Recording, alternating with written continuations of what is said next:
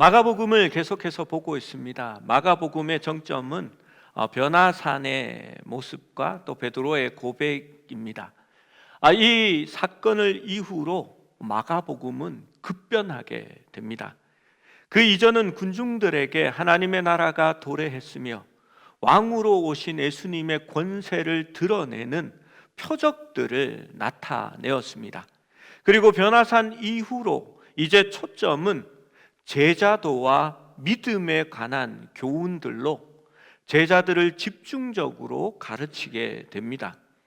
예수님을 따르는 것이 무엇인지를 이제 배워나가는 것입니다.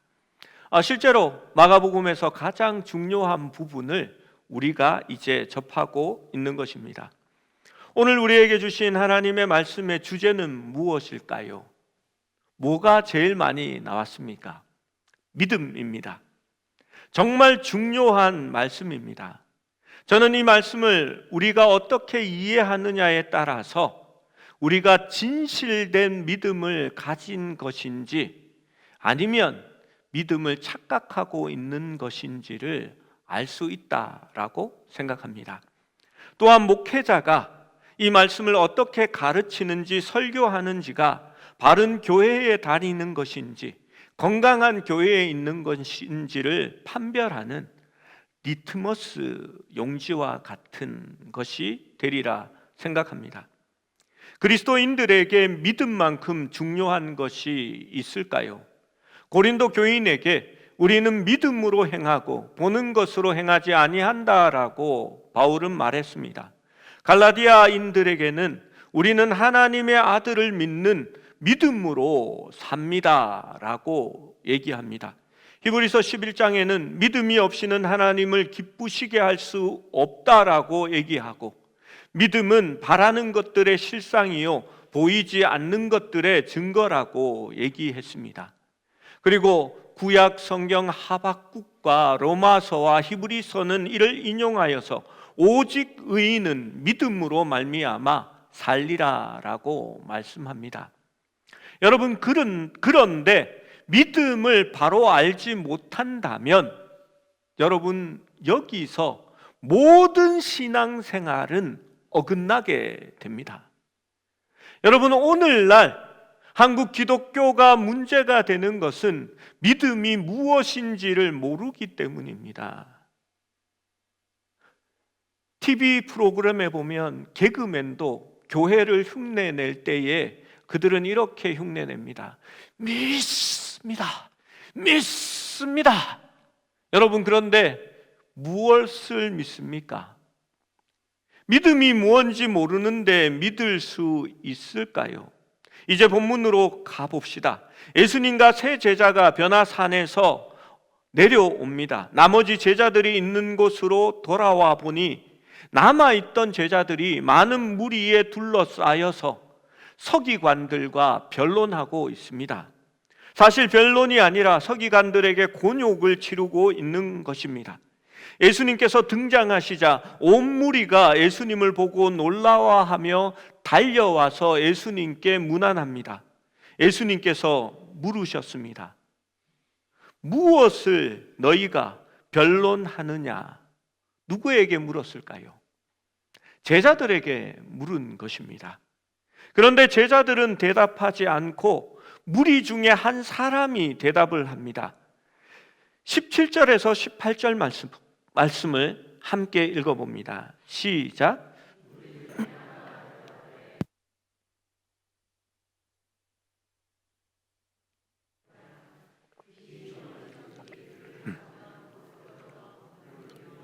이를 갈며 그리고 파리해지는지라 내가 선생님의 제자들에게 내쫓아달라 하였으니 그들이 능히 하지 못하더이다. 분명 예수님께서 물었지만 제자들은 대답하지 않고 무리 중 한 사람이 대답합니다. 제자들은 무엇을 하고 있을까요? 제자들은 쭈그려져서 초라하게 지금 있습니다. 그들은 당혹스러웠고 서기관들에게 논쟁에서 박살이 났으며 무리들 앞에서 조롱과 모멸을 당하고 있습니다. 여러분, 그런 거 아십니까? 내가 치유해 주겠다, 귀신을 쫓아낼게 하고 담대하게 귀신아 나갈지어다 선포했는데 안 나가는 겁니다. 믿어야 된다고 얘기했을지도 모르겠습니다. 여러분, 얼마나 당황스러운 일일까요? 서기관들이 아마 그것을 힐난했을 것입니다. 여러분, 그들은 조롱과 모멸을 당했습니다. 주인을 잃은 강아지 마냥 예수님이 없을 때에 힘을 잃고 초라해졌습니다. 예수님께서 그 모습을 보시고 뭐라고 하셨을까요? 아이고 불쌍한 내 새끼, 내가 없으니까 이렇게 모멸을 당했구나 라고 하시지 않으셨습니다. 예수님께서는 19절과 같이 말씀하셨습니다. 19절을 읽어봅니다. 시작. 대답하여 이르시되 믿음이 없는 세대여, 내가 너희와 함께 있으며 얼마나 너희에게 참으리요, 그를 내게로 데려오라 하시매.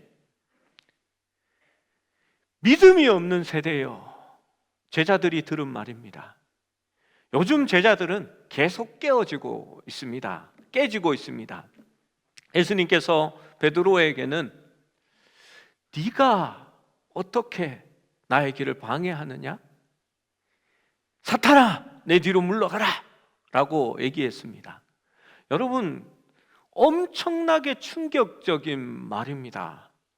베드로는 한 욕을 들었습니다. 그리고 나머지 제자들은 오늘 믿음이 없는 세대여, 내가 너희를 어느 때까지 참아야 하느냐라고 말씀하십니다. 예수님께서 이렇게 반응한 이유는 이제 제자들과 함께 있을 시간이 얼마 남지 않았기 때문입니다. 불과 몇 개월 후면 예수님께서는 죽으시고 부활하셔서 제자들과 육신으로는 함께 계시지 않을 것입니다. 예수님께서는 제자들과 주님이 잠깐 떨어져 있는 이 시간, 이 순간에 주님이 없어도 제자들이 척척 모든 일을 잘 해나가고 승리할 수 있기를 바라고 있었기 때문입니다. 예수님이 없어도 그들은 믿음으로 주님의 능력을 행할 수 있어야 했습니다. 그런데 제자들은 실패했습니다. 아이를 데려옵니다. 귀신이 예수님을 보고 그 아이를 움직입니다. 심한 경련을 일으켜서 땅에 엎드려지고 구르며 거품을 흘립니다. 예수께서 물으셨습니다. 언제부터 이렇게 되었느냐? 여러분, 예수님이 몰라서 물었을까요? 그분은 전지전능하신 분인데요, 예수님은 모든 것을 알고 계셨습니다. 왜 언제부터 이렇게 되었느냐라고 물었을까요? 요즘 의사들처럼 병이 너무 오래되어서 이제 치료될 가망성이 없습니다, 이런 얘기 하시려고 그렇게 하셨을까요? 아닙니다. 그분은 전능하신 하나님이십니다. 예수님께서는 이 질문으로 하여금 아이의 아버지로부터 자신이 얼마나 무능한지 부족한지를 일깨우고 대답하게 하시는 겁니다. 아이의 아버지는 이렇게 대답합니다. 어려서부터입니다. 아이는 한평생을 그렇게 살았습니다. 귀신은 아이를 듣지 못하게 하고 말하지 못하게 했으며 아이를 죽이려고 불과 물에 자주 던졌다라고 고백합니다. 분명히 아버지는 아들이 이 귀신에게 죽임을 당하지 않도록 우물과 물 웅덩이에서 그를 구해냈고 불에서도 그 아이를 구해내었을 것입니다. 많은 노력을 했을 것이고 그의 평생을 바쳤을 것입니다. 이 아버지가 살아온 삶은 늘 아이에 대한 걱정과 근심 불안이었을 것입니다. 그 아이를 눈안에 늘 넣어 두어야만 안심이 될 수 있었을 것입니다. 아이는 물에 빠지고 불에 던져졌으니 온몸에 상처가 가득한 만신창이가 되어 있었을 것입니다. 거기에다가 말하지 못하고 듣지 못하니까 아이의 표현이나 성격은 더 난폭해져 있었을 것입니다. 이 아이의 아버지가 무엇이라고 말합니까? 그러나 무엇을 하실 수 있거든 우리를 불쌍히 여기사 도와주옵소서. 그것이 아버지의 고백입니다. 여러분, 부족한 믿음이라고 느껴지십니까? 여러분, 여기에서 그러나라는 접속사에 초점을 맞춰 보시기 바랍니다. 왜 그러나라고 얘기했을까요? 나는 아이에게 해줄 수 있는 것이 아무것도 없었습니다. 그 아이를 치료할 수도 없었습니다. 나는 도와줄 수 있는 사람이 아니었습니다. 그러나 주님은 할 수 있으면 우리를 불쌍히 여겨 주옵소서라고 고백하는 것입니다. 여러분, 예수님이 할 수 없다고 의심하는 것이 아닙니다. 저는 자신의 부족함을 인정할 때에 거기서 온전한 믿음이 생겨난다는 사실을 잘 알고 있습니다. 이 장면 전체에서 한 사람만이 자신의 약점을 인정하고 있습니다. 한 사람만이 자신 앞에 놓인 고통과 어려움과 모든 환난을 처리할 자질이 없다고 고백하고 있는 것입니다. 그 사람이 바로 이 소년의 아버지입니다. 이것은 긍휼과 자비를 구하는 죄인들의 기도이고 세리의 기도와 같습니다. 감히 하늘을 바라보지도 못하고 가슴을 치며 통곡하면서 주님의 자비와 긍휼을 구하는 기도입니다. 예수님의 능력이 없다고 의심하는 것이 아닙니다. 그 능력을 받을 자기의 자질을 의심하고 있는 것입니다. 자질이 없음을 고백하기에 무엇을 하실 수 있다면 불쌍히 여겨달라라고, 도와달라라고 고백하고 있는 것입니다. 예수님과 이 아버지는 죽어가는 아들을 옆에 두고 그렇게 아들을 조종하는 그 귀신은 안중에도 두지 않은 채 인상적인 대화를 이어가십니다. 9장 23절 말씀 읽어봅니다. 시작. 예수께서 이르시되 할 수 있거더니 무슨 말이냐, 믿는 자에게는 능히 하지 못할 일이 없느니라 하시니. 많은 사람들이 이 예수님의 대답을 꾸지람으로 생각하는 것 같습니다. 할 수 있거더니 무슨 말이냐, 왜 믿음이 없느냐, 정신 차려라, 그러니까 아이가 안 낳지 라고 말하는 것으로 착각합니다. 여러분, 이 말투를 생각해 보십시오. 책망하거나 꾸짖는 말이라고 생각합니까? 부정적인 말 같이 느껴지십니까? 여러분, 이것은 질문이 아니라 감탄문입니다. 격려의 말이고 긍정의 말이며 할 수 있다라고 희망을 심어주는 말입니다. 믿음으로 그 사람을 초청하는 말입니다. 예수님께서 할 수 있거든이 무슨 말이냐, 내가 능히 네 아들을 치료해 줄 텐데 왜 그것을 묻느냐, 믿는 자에게 능히 하지 못할 일이 없느니라 라고 얘기해 주시는 겁니다. 여러분, 이 아이의 아비가 소리 질러 말씀합니다. 24절에 내가 믿나이다, 나의 믿음 없는 것을 도와주소서라고 고백했습니다. 그리고 예수님은 더러운 귀신을 꾸짖어 아이에게 나오고 다시는 들어가지 말라 하십니다. 주님이 아이를 온전케 하셨습니다. 이제 예수님은 이 사건을, 교훈을 가르치기 위한 좋은 예시로 제자들에게 사용합니다. 제자들은 이해할 수 없었던, 납득이 가지 않는 일에 대해 질문을 합니다. 28절 29절 말씀입니다. 함께 읽습니다. 시작. 집에 들어가심에 제자들이 조용히 묻자오되 우리는 어찌하여 능히 그 귀신을 쫓아내지 못하였나이까? 이르시되 기도 외에 다른 것으로는 이런 종류가 나갈 수 없느니라 하시니라. 제자들은 이미 귀신을 제어하는 권능을 받았고 그렇게 한 경험이 있습니다.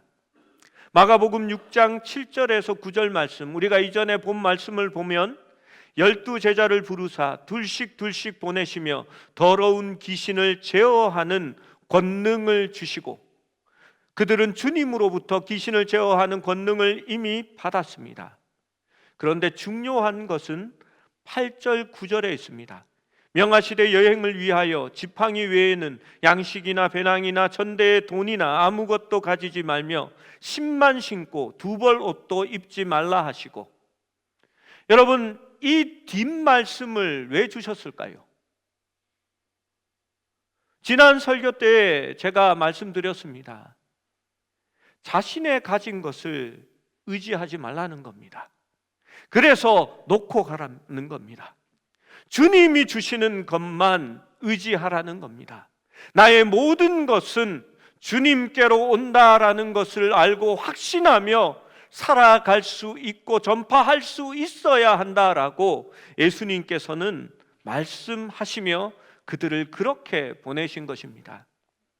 6장 13절에 많은 귀신을 쫓아내며 많은 병자에게 기름을 발라 고치더라. 제자들은 실제로 많은 귀신을 쫓아내었습니다. 그런데 왜 지금은 능히 그 귀신을 쫓아내지 못했을까요? 이 귀신이 특별해서일까요? 이 질문은 사실 오늘 저와 여러분에게 예수님께서 마가복음을 통하여 던지는 질문입니다. 왜 제자들이 지금 이 순간에는 귀신을 쫓아내지 못했을까요? 제자들은 주님께 의존하는 방법을 잃어버렸습니다. 모든 것이 하나님께로부터 나온다라는 것을 잊어버렸습니다. 이미 자신은 귀신을 쫓아낸 경험을 소유했지만 그 권세도 주님께로부터 자신들에게 주어졌다라는 것을 놓쳐버린 것입니다. 그들은 많은 귀신을 쫓아내었기 때문에 이제 스스로 전문가라고 생각한 것입니다. 당연히 내가 할 수 있는 일이라고 생각되어졌을 것입니다. 과거에 성공했기 때문에 믿음과 신뢰를 잃어버린 것입니다. 예수님께서는 이러한 종류가 나갈 수밖에 없는 것은 인간의 힘이 아니라라고 말합니다. 그것은 기도 외에는 다른 것으로 나갈 수 없다고 말합니다. 여러분, 어디 이러한 영들 뿐이겠습니까? 우리가 살아가는 영적인 일들, 하나님을 기쁘시게 하는 일에는 영적 갈등이 포함되어 있습니다. 이러한 영적 전쟁은 기도로 표현된 하나님의 무제한의 능력에 철저하게 의존하는 데에만 가능한 것입니다. 우리는 결코 스스로 명령할 수 없습니다. 주님을 의지해야 하고 주님께 기도할 때에 믿음이 하나님의 권능으로 들어가는 고속도로로 올려지게 되는 것입니다. 여러분, 여기서 착각하지 말아야 할 것이 있습니다. 여러분, 기도는 능력이나 권능이 아닙니다. 사람들은 그렇게 생각합니다. 기도를 3시간 이상, 하루에 3시간 이상 하면 야, 믿음 좋은 사람이다, 그렇게 합니다. 저 사람은 40일 금식 기도를 3번이나 했대. 우와, 엄청난 믿음이지 라고 말합니다. 여러분, 그런 거 하지 마십시오. 40일 새벽 기도, 금식 기도 하면요, 자기가 예수님하고 똑같이 했다라고 착각하는 겁니다. 진짜 할 수 있어도요, 39일에 그만두고 나는 예수님의 신들매도 풀지 못하는 사람이라 라고 고백하는 것이 훨씬 더 유익합니다. 여러분, 그리고 동네방네 와서 자랑하시지요. 간증합니다. 제가 20일 금식을 해봤더니요, 하늘에서 짜장면이 날아다니기 시작하는데, 막 이런 얘기를 하면서, 그래도 제가 주님 앞에 바로 섰더니 내가 능력을 받아서 축복을 받았습니다 라고 말합니다. 여러분, 그거 올바른 간증이 아닙니다. 왜 그런지는 이후에 다시 말씀드리겠습니다. 이 아이의 아버지가 저는 아이를 위해 정말 충실한 삶을 살았습니다 라고, 그러한 의도로 고백했다라고 생각해 보십시오. 아버지의 말도 기도의 일종입니다. 아이가 물에 던져지고 불에 넘어질 때에 누가 그 아이를 구했겠습니까? 저는 저 아이를 늘 눈에 넣고 살았습니다. 주님 앞에 나올 때에 귀신이 저 아이를 여기에 순수하게 순순히 데리고 오도록 했겠습니까?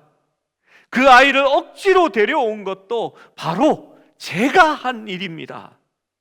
저는 아이를 위해 늘 기도했고 수고했고 희생의 역할을 했습니다. 이제 나를 보시고 내가 행한 일을 축복해 주시고 보상해 주십시오라고 말한다면, 여러분, 이것이 믿음이 되리라고 생각하십니까? 스스로가 자기가 주인이 되는 겁니다. 여러분, 여기에는 또 함정이 있습니다. 내가 이렇게 놀라운 일들을 많이 했으니까 내가 치유될 줄로, 내 아들이 치유될 줄로 믿습니다 라고 하면, 여러분, 그 믿음이 무엇을 믿는 겁니까? 자신을 믿는 겁니다. 자신의 의를 의지하는 겁니다. 내가 행한 경험과 행동을 믿는 겁니다. 여러분, 성경은 그것을 믿음이라고 말하지 않습니다. 믿습니다 라고 할 때에 그것이 자기 강화인지 긍정적인 내 생각인지를 여러분 구분할 수 있어야 합니다. 과거에 조엘 오스틴 목사님이 쓴 긍정적인 사고라는 책이 있었습니다.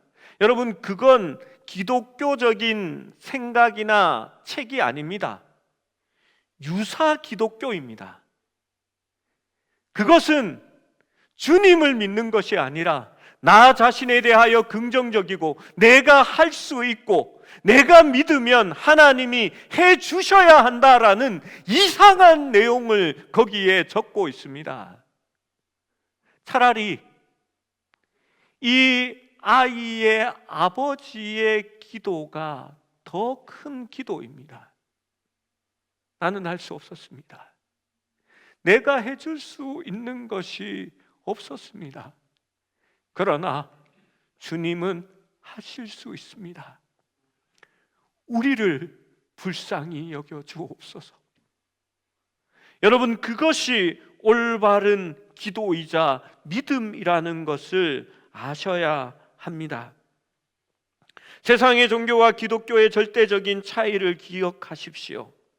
세상의 종교는 내가 무엇을 하기 위해 스스로를 연단시키고 스스로를 이렇게 어떤 경지에 이르게 하고 스스로에게 힘든 일을 가하게 됩니다.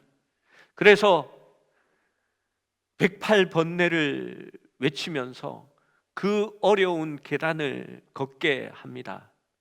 여러분, 교회 안에도 그런 일이 과거에 있었지요. 빌라도의 법정에 올라가는 계단을 옮겨다 놓고 사람들이 그 앞에 나아갈 때에 차마 걸어서 갈 수 없기 때문에 기어서 무릎으로 올라갑니다. 그리고 그것에 무릎이 까지고 피가 나고 아파하면 비로소 주님 앞에 갈 조금의 자격이 생겼다라고 생각합니다. 여러분, 종교개혁이 거기에서부터 생겨난 것 아십니까? 그것을 보고 개혁가는 외쳤습니다. 루터는 의인은 오직 믿음으로 살 것이라 라고 하면서 그는 당당하게 거기에 올라갔습니다.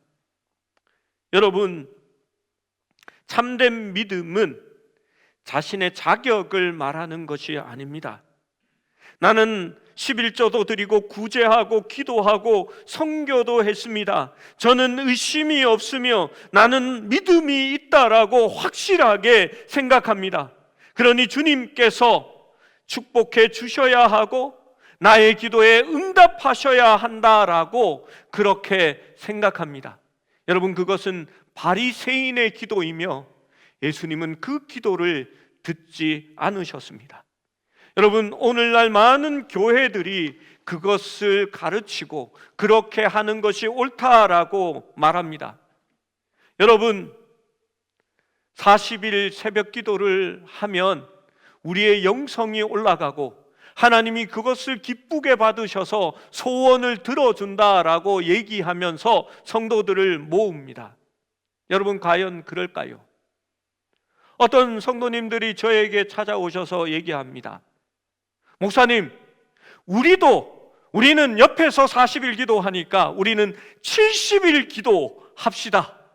출석부를 뒤에 확 붙여놓고요, 날마다 스티커 붙여가면서 그렇게 시켜야 합니다. 기도해야 복 받지요 라고 말합니다. 여러분, 반은 맞고 반은 틀린 겁니다. 기도는요, 의를 쌓는 도구가 아닙니다. 기도는 내가 부족하며 하나님이 도와주셔야 한다라는 것을 고백하는 도구이기 때문입니다. 그래서 기도 많이 한 것이 절대 자랑이 아니라라고 여러분 말씀드리는 겁니다. 기도는 공력을 쌓는 것이나 자신의 영역이나 영적인 크기를 말하는 것이 아닙니다. 부산의 큰 교회의 목사님이 목사들을 모아놓고 세미나를 하셨습니다. 거기에 저도 있었습니다. 이 목사님이 이렇게 얘기하셨습니다. 나는 교인들을 위해서 새벽 기도 제일 일찍 나가서 교인들이 모두 다 돌아갈 때까지 제일 늦게 남아서 기도한다라고. 그래서 나는 교인들보다 일찍 집에 가본 적이 없다라고 얘기합니다. 그래서 우리 교회 성도들은 나한테 꼼짝도 못한다고, 기도의 능력이 보이거든 이라고 얘기하셨습니다. 저는 한숨이 쉬어졌습니다. 그리고 다음 시간에 간식들만 주머니에 챙겨서 거기를 떠나 나왔습니다. 여러분, 이 목사님은 자신은 외국에서 돌아와도 집으로 돌아가지 않고 공항에서 바로 새벽 기도로 달려간다라고 말씀하셨습니다. 그래서 기도의 능력이 있고 성도들은 자기에게 꼼짝하지 못한다라고 목회의 비결을 이야기하셨습니다. 불과 한 2, 3년 전에 다른 교회 장로님을 만난 적이 있습니다. 자기의 교회 담임 목사가 불만이고 싫었습니다. 결국 그 목사님은 그 교회에서 나갔습니다. 이 장로님이 그 담임 목사님이 영성이 없다라고 생각한 이유는 이것이었습니다. 성도들보다 늦게까지 기도하지 않고 일찍 늘 돌아간다라는 이유입니다. 그러면서 제가 얘기했던 이 부산의 목사님 이야기를 하면서 그래서 목사가 능력이 없다라고 얘기했습니다. 여러분, 기도에 대해서 모르는 겁니다. 기도하는 사람이면 자신의 부족함을 압니다. 늦게까지 남아서 기도할 수 있으면 내가 얼마나 부족한 사람이며 주님 없이는 살아갈 수 없으며 그 힘에 의존해서 살아가는 사람임을 아는 사람입니다. 그래서 더 낮은 자가 되고 더 겸손한 자가 되어질 수밖에 없는 것입니다. 기도는 자신의 부족함, 무능력함을 고백하는 것입니다. 그래서 온전히 주님을 의지하고 믿는 것입니다. 여러분, 믿음은 내가 아니라 주님을 믿는 믿음이고 그분이 하실 수 있다라는 생각이기 때문입니다. 여러분, 바울도 비슷한 고백을 합니다. 내가 부득불 자랑할진대 내가 약한 것을 자랑하리라. 바울은 자신이 약한 그때에 하나님이 강하게 역사하신다라는 것을 알았기 때문입니다. 자신에게 있는 배경과 지식과 능력을 의지하지 않았습니다. 자신은 그 모든 것들을 배설물과 같이 버려버리고 오직 주님께 있는 그 능력을 의지하고자 했습니다. 여러분, 그것이 바울의 믿음입니다. 빌립보서 4장 13절에는 이렇게 말씀합니다. 내게 능력 주시는 자 안에서 내가 모든 것을 할 수 있느니라. 여러분, 큰 믿음이 무엇입니까? 내게 능력 주시는 자를 의지하는 것입니다. 예수님은 내가 여기 없을 때에도 너희가 나를 의지하는 것을 배워야 한다라고 제자들에게 가르치는 겁니다. 우리가 믿음을 가지는 것은 기도를 통해 나타납니다. 여러분, 믿습니다 하고 기도하지 않는 것은 이상한 일입니다. 여러분, 저는요 기도 그렇게 오래 하지 않아서 능력이 없는 목사입니다. 저는요 새벽 기도에 권사님 남겨두고 혼자 갈 때 많습니다. 부목사님이 저보다 오래 기도할 때가 훨씬 더 많습니다. 그런데 저는 압니다. 내가 부족하다는 거요. 내가 할 수 없다는 거 압니다. 그래서 저는 무슨 일이 있을 때마다 속으로 늘 기도합니다. 성도 한 사람과 전화할 때에 속으로는 기도합니다.